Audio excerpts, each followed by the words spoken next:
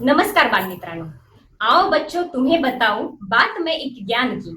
आओ बच्चों तुम्हें बताऊं बात मैं एक ज्ञान की। पेड़ पौधे ही करते हैं रक्षा अपने प्राण की, रक्षा अपने प्राण की। बाल मित्रांनो, झाडं ही आपल्या आयुष्यात खूप महत्वाची असतात। झाडं ही नेहमीच आपल्याला बहुतांशपणे मदत करत असतात, परोपकारी असतात।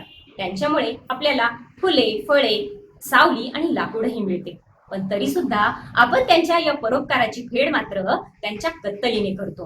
बालमित्रांनो, आपण नेहमी झाडं लावली पाहिजेत आणि ती झाडं वाढवली पाहिजेत। सेव्ह ट्रीज सेव्ह अर्थ असाच एक सामाजिक संदेश आपल्या पाठातून घेऊन येत आहेत श्रीमती बबिता साहेबराव गांगुर्डे, क्योंकि हरियाली में ही खुशहाली है, आपल्या नंदनवन या पाठातून।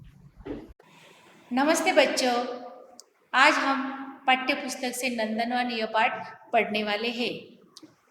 चित्र में शीर्षक क्या है? पौधे लगाओ, पेड़ बचाओ। देखो बच्चों, जब भी हमें साल के जैसे ही अप्रैल, मई, जून के महीने आते हैं तो हमें भयंकर गर्मी सताने लगती है। तब हमें याद आता है कि हमें पेड़ लगाना चाहिए। देखो, पेड़ लगाओ और हमारा जीवन हरा भरा करो। देखो, पेड़ ही हमारी सुरक्षा कर सकता है। इस आधुनिक दुनिया में पेड़ों को बचाना बहुत ही ज़रूरी है। शहरीकरण, औद्योगिकरण यह तेजी से बढ़ रहा है। इसमें हम सब मनुष्य, जीव जंतु जो भी जीवित है उनका खतरा बढ़ने वाला है। इसीलिए हमें पेड़ लगाने चाहिए, पेड़ों की रक्षा करनी चाहिए। पेड़ ही हमारा जीवन है, पेड़ ही हमारा जिम्मेदारी है। इस प्रकार हम सबको पेड़ लगाने चाहिए। तो ऐसा ही आज हम एक पाठ देखने वाले हैं, नंदनवन। नंदनवन का मतलब आपको मालूम है क्या? नंदनवन का मतलब बाग, बगीचा, उद्यान, जिसे आप गार्डन कहते हैं। आप गार्डन में घूमने भी जाते हो ना?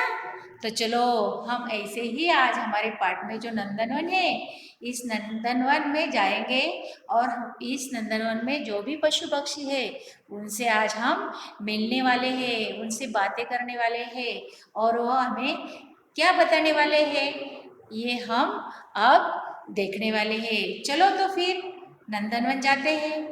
देखो, वहाँ पर ऊपर पेड़ पर तोता बैठा है। तोता क्या कह रहा है?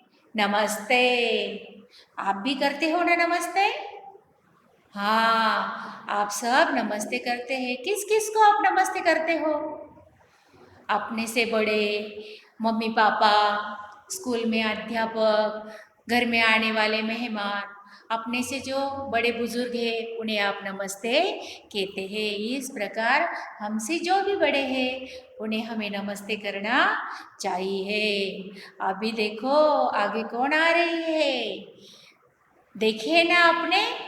हाँ, आगे आ रही है तितली, नन्ही नन्ही प्यारी प्यारी। अब आगे आ रही है तितली, नन्ही नन्ही। देखे है ना आपने तितली?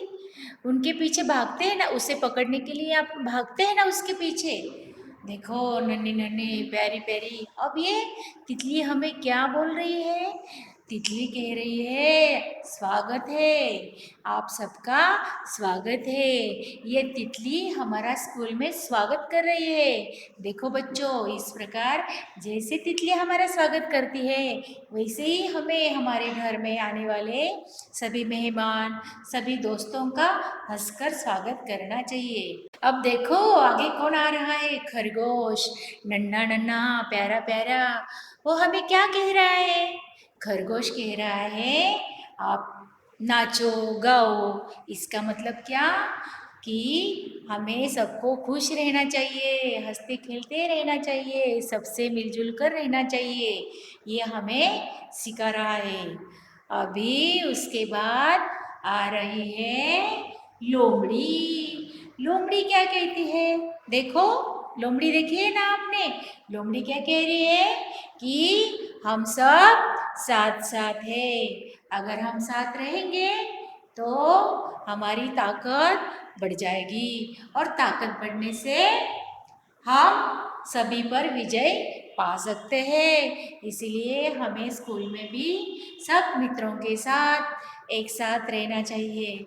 और आपको मालूम है क्या, ये हमारी जो पांचों उंगली है ये जब मिल जाती है तो क्या बन जाती है, मुट्ठी बन जाती है। और मुट्ठी की ताकत उंगली से ज़्यादा होती है।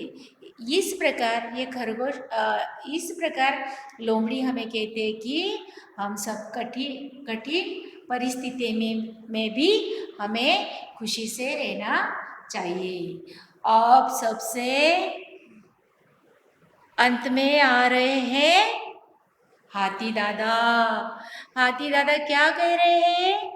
हाथी दादा देखो कैसे है, बड़े बड़े कानों वाले, बड़े बड़े दांतों वाले। वो हमें क्या कह रहे हैं? कतार में चलो। कतार का मतलब क्या है? क्रम से चलो, एक दूसरे के पीछे चलो। देखो, इसका मतलब, इस कतार का मतलब क्रम से चलना, एक दूसरे के पीछे चलना और अनुशासन का पालन करना। जब भी हम किसी सार्वजनिक स्थल पर जाएंगे तब हमें वहाँ पर कतार से चलना चाहिए, क्रम से चलना चाहिए, अनुशासन का पालन करना चाहिए। स्कूल में भी आने के बाद हमारे अध्यापक ने जो भी शिक्षा दी है उनका अनुशासन करना ही हमारा धर्म है। इस प्रकार नंदनवन भाग 1 में हमने हाथी दादा, खरगोश, तितली, तोता, इन सब ने जो जो भी कहा है उन सब का पालन करेंगे। हाँ, उस प्रकार हम अनुकरण करेंगे। अब हम देखेंगे पाठ्य पुस्तक पृष्ठ क्रमांक 2, नंदनवन भाग 2। देखो इसमें, देखो बच्चों, इसमें अब हमें दिखाई दे रहा है तोता।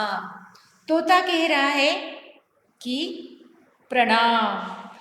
यहाँ पर तोता सबको प्रणाम कर रहा है। उसके बाद आ रही है मछली। मछली तो आप सबको मालूम है, देखी है ना मछली आपने?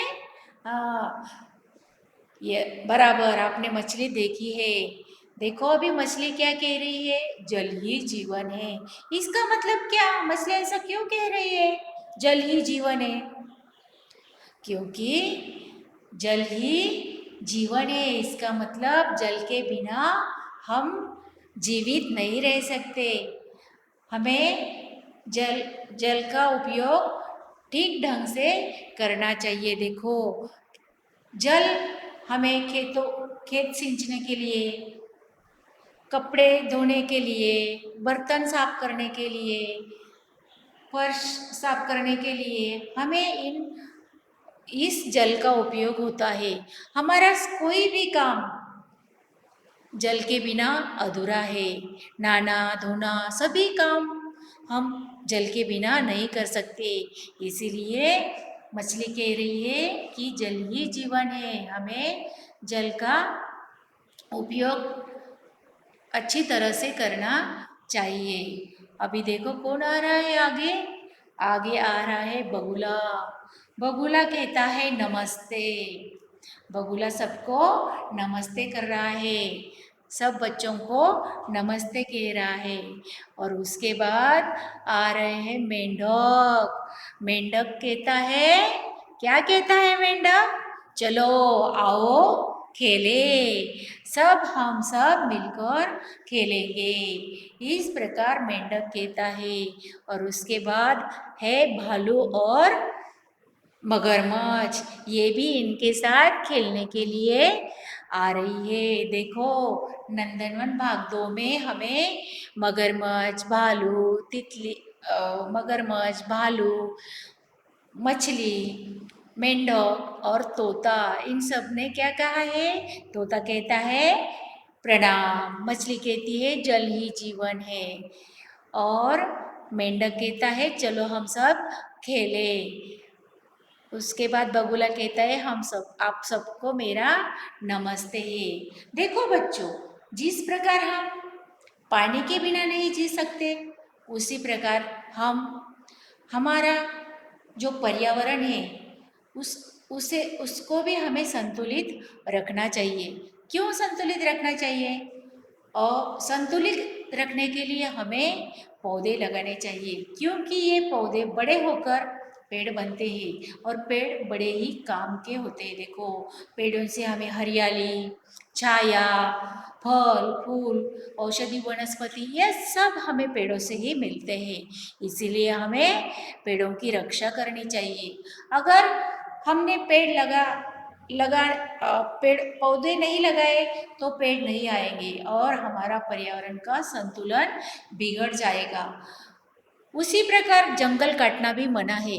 अगर हम जंगल काटेंगे तो हमें बाढ़, अकाल का सामना करना पड़ेगा और इसी प्रकार फिर हमारे जीवन में समस्याओं का निर्माण होगा। इसीलिए हमें पेड़ लगाने चाहिए, पानी जल बचाना चाहिए और उसके साथ साथ देखो, इस नंदनवन में जो भी पशु पक्षी दिए हैं उनकी भी भूमिका इस पार्ट में बहुत ही महत्वपूर्ण है। जैसे ही जल और पेड़ का महत्व है, उसी तरह ये जंगलों के जो प्राणी है, पशु है, उनका भी महत्व ज़्यादा है। इसीलिए हमें ये पशु पक्षी भी पर्यावरण का संतुलन रखने में मदद करते हैं।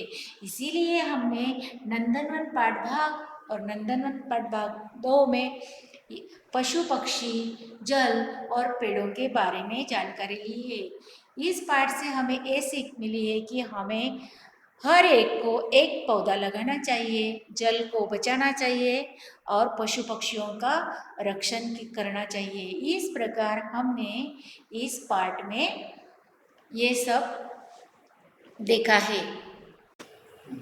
देखो बच्चों, नंदनवन पाठ के बारे में हमने अभी पशु पक्षियों के बारे में जो भी जानकारी ली है, तो ये पक्षी हमें क्या कहते हैं? देखो, मेरे साथ पढ़ो बच्चों। देखो, तोता, तोता कहता है नमस्ते। तितली, तितली कहती है स्वागत है। खरगोश कहता है नाचो गाओ। लोमड़ी कहती है हम सब साथ है। हाथी कहता है कतार में चलो। फिर से तोता करता है प्रणाम, सबको प्रणाम करता है वो। मछली, मछली कह रही है जल ही जीवन है। बगुला नमस्ते। मेंढक चलो आओ खेले। इस प्रकार इस सभी पशु पक्षियों ने हमें ये जानकारी दी है।